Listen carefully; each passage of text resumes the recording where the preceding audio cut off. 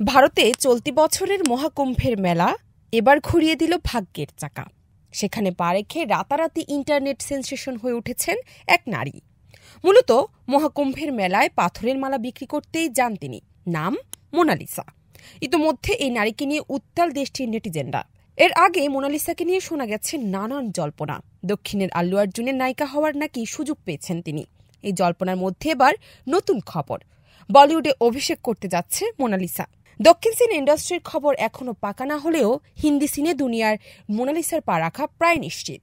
ভারতীয় গণমাধ্যম সূত্রে জানা গেছে, সনোজ মিশ্রর পরিচালনায় দ্য ডায়েরি অফ মণিপুর সিনেমায় অভিনয় করতে চলেছেন মহাকুম্ভের এই ভাইরাল স্টার।